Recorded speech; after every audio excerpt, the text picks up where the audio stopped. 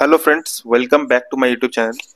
आज हम डिस्कस करेंगे एक important topic that is cases where PAN to be quoted in transaction. मतलब ऐसे कुछ ट्रांजेक्शन जहाँ पे आपको पैन नंबर कोड करना मैंडेटरी है। फर्स्ट है सेल और परचेस ऑफ कार और सेल और परचेस ऑफ मोटर व्हीकल। अगर आप कोई मोटर व्हीकल खरीद रहे हैं other than two wheeler, in that case opening a bank account. अगर आप कोई बैंक अकाउंट ओपन कर रहे हैं अदर देन एफडी और सेविंग्स अकाउंट, तो एज सच केस में आपको पैन नंबर मैंडेटरी है।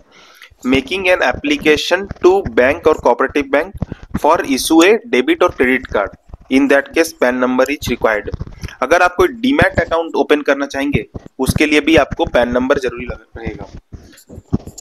फिफ्थ, अगर कोई होटल या रेस्टोरेंट में अगर आप बिल पे कर रहे हैं एट वन टाइम 50,000 से अगर ज्यादा है तो आपको पैन नंबर देना जरूरी है।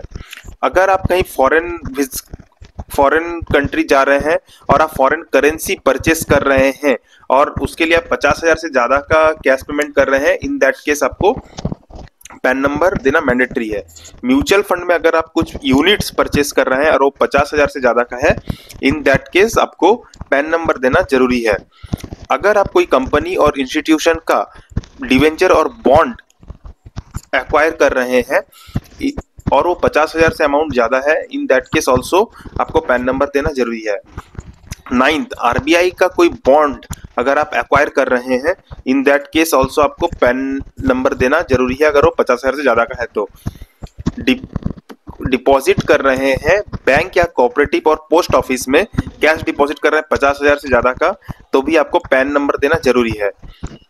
अगर आप परचेस कर रहे हैं बैंक ड्राफ्ट, पे ऑर्डर्स और बैंक चेक्स फ्रॉम बैंक और कोऑपरेटिव बैंक और कैश पेमेंट कर रहे हैं 50,000 से ज्यादा का, उस केस में भी आपको पैन नंबर देना जरूरी है। एफडी आप ओपन करवा रहे हैं कोई बैंक या कोऑपरेटिव बैंक में या निधि या और एनबीएफसी में और वो 50,000 से ज्यादा है, या फिर साल भर में आपने अगर 5 लाख से ज्यादा का एफडी करवाया है, तो भी आपको पैन नंबर देना जरूरी रहेगा। पेमेंट वन और more prepaid payment instruments to bank और एनी अदर कंपनी और इंस्टीट्यूशन, अगर 50,000 से ज्यादा का है तो भी आपको पैन नंबर देना मैंडेटरी रहेगा। लाइफ इंश्योरेंस प्रीमियम पे कर रहे हैं अगर वो 50,000 से ज्यादा का है सालाना, इन दैट केस ऑल्सो आपको पैन नंबर देना पड़ेगा। सेल और purchase of securities other than shares, इसमें अगर आपका 1 लाख से ऊपर का ट्रांजेक्शन है तो आपको पैन नंबर देना पड़ेगा। सेल और परचेस कर रहे हैं कोई भी unlisted share of A company, तो भी आपको 1 लाख से ऊपर का अमाउंट है तो आपको पैन नंबर देना पड़ेगा। सेल और purchase of N immovable property, कोई भी इमूवेबल प्रॉपर्टी को आप सेल या परचेस कर रहे हैं, उसका अमाउंट या स्टैम्प ड्यूटी वैल्यू जो है 10 लाख से ऊपर का है, इन दैट केस आपको पैन नंबर देना जरूरी रहेगा।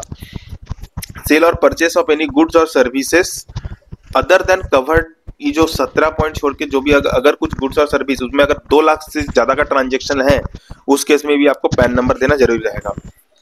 नाउ डिस्कस करते हैं पेनल्टी। अगर आपने सोची ये पैन नंबर जहाँ पे रिक्वायर्ड है, अगर आपने नहीं दिया या फिर आपने गलत फॉल्स पैन नंबर दिया, इन दैट केस आपको 10,000 रुपया करके फॉर ईच डिफॉल्ट के लिए आपको पेनलाइज किया जाएगा अंडर सेक्शन 272B। ये था इंपॉर्टेंट वीडियो आप लोगों के लिए। Thank you friends.